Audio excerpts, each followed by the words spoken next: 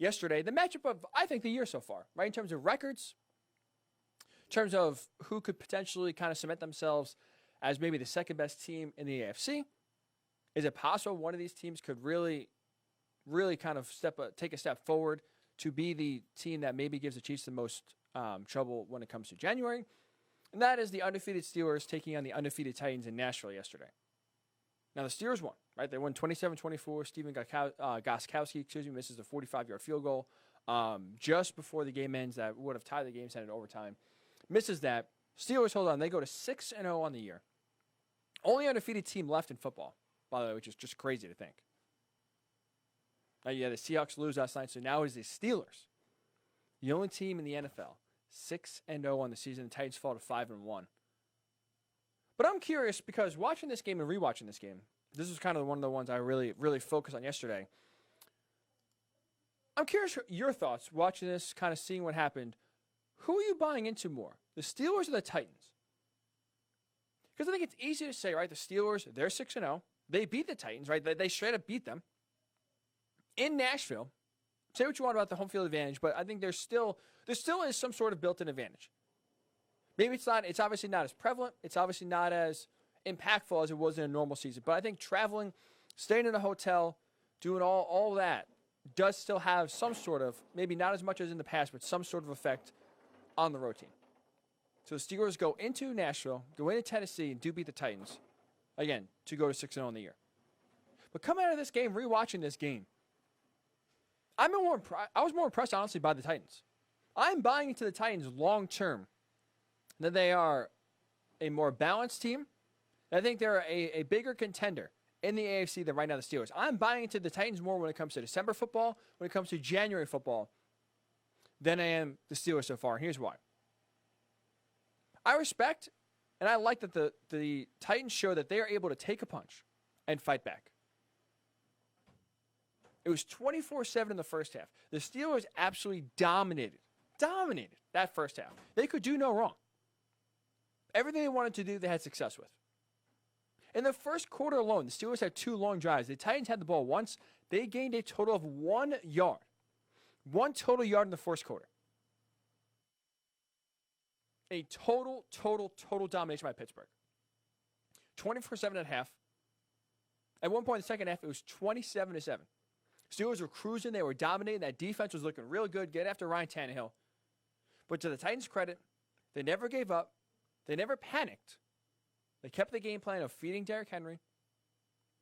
Ryan Tannehill made some nice throws to get them back in the game. And they turned the tide in the second half, specifically in the fourth quarter, to where they had the momentum. They were the ones dominating the game. They had control. If that game gets to overtime, if Gostkowski, easy for me to say, I don't know why I'm struggling with his name, if Steven Gostkowski hits that 45-yard field goal and this game goes to overtime, I think the Titans are the ones that are coming out victorious. And that's what you're going to have to need when it comes to December, when it comes to January football. You're going to have to be able to be resilient and bounce back. You can't take a bigger punch than going down 27-7 in the second half at home. But I like the fact that the Titans never got away from their identity. They stuck to who they were. They kept running the ball with Derrick Henry. They wore down that Pittsburgh defense to where in the fourth quarter they had control. They were dominating the line of scrimmage. Again, Ryan Tannehill made some good throws to get them back in the game. So I respect and I like the fact that Tennessee can take a punch. They can get knocked down, but they can get back up and punch even harder. And the other thing that has me worried from Pittsburgh's perspective is that Big Ben's ball security in a game like this does have me worried, does have me concerned. He threw 3 interceptions. Now, granted, 2 of the 3, one was batted, right? Those things happen. It's out of your control. Tipped in the air, intercepted by the Titans. One came at the end of the half and in the first half where the Titans bungled a possible punt. The punter dropped essentially, then panicked and threw the ball. Incomplete, so the Steelers took over with just under 20 seconds left in Titans territory, and essentially Big Ben just threw a Hail Mary, intercepting the end zone. But the one that has me really concerned, the one that has me scratching my head, is that with just over 2 minutes left in the game, Steelers are up by 3, 27-24. You're in the red zone. You are driving on Tennessee, touchdown, put the game away, field goal at least would make the Titans need a touchdown. With just over 2 minutes remaining, Big Ben on third down threw a ball in the end zone to Juju Smith-Schuster where there were 3 Titans around him. Ball was intercepted. I'm sorry, you can't be that laissez-faire with the ball when it comes down to crunch time in the Titans' red zone when you're only up by 3 points. You just can't make that throw, I'm sorry. For a veteran quarterback, you got to know better. For a veteran quarterback who has played a lot of football, that has won Super Bowls, that has been the reason why his team wins more games than not. You got to be better with your decision-making. You got to be better at handling the ball there. That looked like a throw, like a rookie quarterback throw, where he knew before the ball was even snapped, I'm going to Juju no matter what. Let's hope it works out. Well, Tennessee triple covers Juju Smith-Schuster. Big Ben says, you know what? I'm going to fit in there anyway. Intercepted. That almost cost him the game. Honestly, with field goal kicking, it probably should have cost him the game. They get a break. They go to 6-0. But like I said, despite the loss, I feel better. I feel more confident that Tennessee, when it comes to big boy football in December, when it comes to playoff football in January, I think they're better built to have success. The injury front, obviously, it does help that they're a little more healthier now. They did lose their left tackle, Taylor Wan, for the season, which hurts. You look at Pittsburgh's side of the football. They also had an injury last week, and also an ACL, and this happened to be their middle linebacker, Devin Bush. The absence of him in yesterday's game, especially in the second half, showed.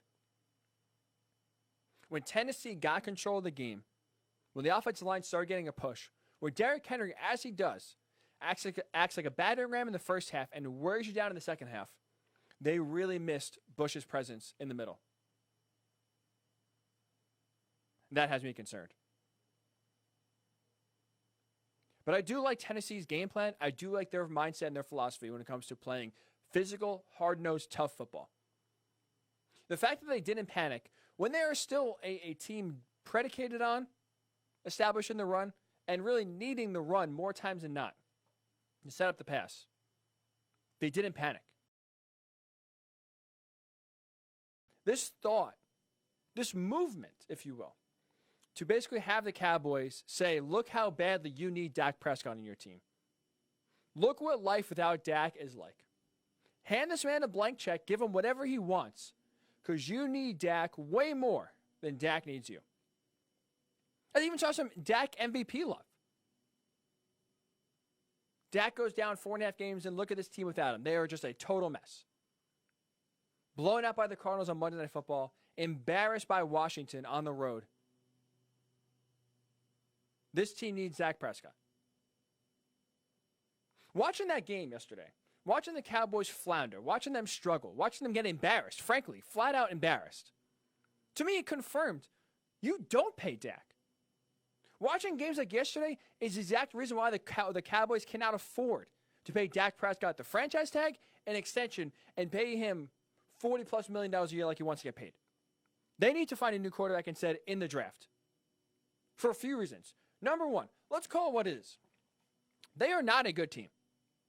With Dak, without Dak, this is not a good football team. Because when Dak was under center for 4 games, they were 1-3. This team wasn't winning with him. And guess what? When Dak was playing, like I just said, the 1-3 record, the offense wasn't the issue. The offense wasn't the reason why they were losing games. The offense was the only reason why these games were close. Because their defense has been historically bad from the jump, and it's only gotten worse. A few stats for you. The Cowboys are the first team in NFL history over 100 years, right? We just celebrated the 100th year of the NFL last year. 101 years of the NFL. The first team in NFL history to allow 20 or more points in 6 consecutive first halves.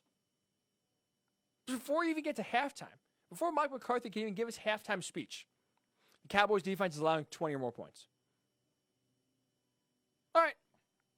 There's your average 20 spot in the first half. Let's see if the offense can dig out of this hole. Let's see if the offense can pull one out of their rear end. I try to make up for the defense so far. So they made NFL history. First team to allow 20 or more points in 6 consecutive first halves. This is the first time the Cowboys have ever trailed by 14 or more points in 6 consecutive games since 1961, which the Cowboys were founded in 1960, second year ever the Dallas Cowboys organization in the NFL. And as we know, expansion franchises really outside of the Las Vegas Golden Knights have struggled and have been historically bad. And you go back to 1961, the last time the Cowboys have trailed by 14 or more points in 6 consecutive games. Their defense has by far allowed the most points in the NFL with 243. They are 3 touchdowns worse than the second closest team, and that's the Browns. So you look at bad teams, you look at bad defenses. The Seahawks have been brutal. Like I said, the Browns defense has been very leaky. The Jets are a dumpster fire. The Giants are a mess. But the Cowboys have allowed 3 more touchdowns than any other defense in the NFL. And as you would assume, they have the second worst point differential in the NFL at minus 67. So the offense isn't the reason why they're losing games here. Again, 1-3 with Dak under center. This team wasn't winning with him. They're not going to win without him. So with that said, Dak comes back next year. Obviously, we assume health. We hope first. We hope health. We assume health, right? We assume a guy like him, very motivated in the offseason. Hopefully everything goes well surgery-wise, everything goes well rehab-wise, and next year he can return to his former self. If that was to happen, and the Cowboys, again, sign him to a franchise tag or sign him to a long-term extension to keep Dak in Dallas for a long time, this team, as currently constructed, is not a quarterback away from contending for the playoffs, let alone the Super Bowl. Like I just outlined for you, their defense is not only bad, their defense is historically bad. And now, as we see because of COVID, because of this pandemic, the salary cap, as it's increased every single year, because the NFL keeps on growing, money keeps on coming in, we can't get enough of the NFL. The more money comes in, the higher the salary cap goes. Well, next year, because there's no fans in the stands, or limited fans in the stands for most organizations, because we're in a pandemic, the money's just not coming in as it usually is. The salary cap is going to be rising. It's either going to stay stagnant or it's even going to decrease.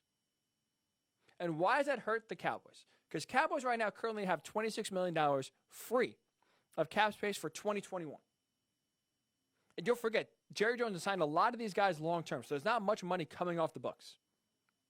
They have $26 million free next year, which is less than the franchise tag would be worth and less than Dak is going to play for on extension.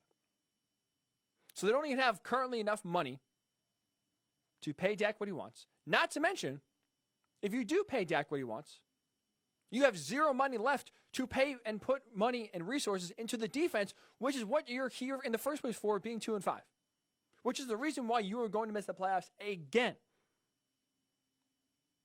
You're not missing the playoffs because of the offense. You're not missing the playoffs because Dak Prescott got hurt and now is out for the year.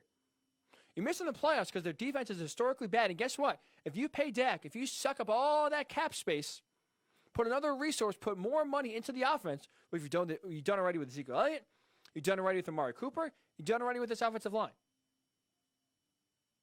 You're putting less resources in for the defense, and the defense is coming back to bite you in the rear end big time. So honestly, if Dak comes back next year in one way or another, whatever deal he wants to make, are you going to be believing in the Cowboys? Is this team truly all they need is Dak Prescott to be back healthy for you to be a believer in them to win the NFC East, let alone be a Super Bowl contender? Because there's no way in hell I'm believing that. This defensive line needs significant help. The secondary is getting roasted. They lost guys in free agency this past year, and they did nothing to replace them. I know I always make the joke. I always talk about how if me and you were, one team is an injury away from me and you suiting up, or if me and you are at that Reed have success.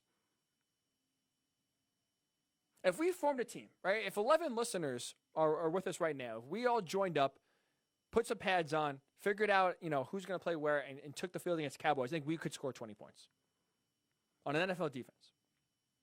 Because they look lost, they're getting burned, they look disinterested. You already have players coming out and calling out the coaching staff, saying they're unprepared, they don't know how to make adjustments, they're not good at their jobs. This team is not a quarterback away from contending.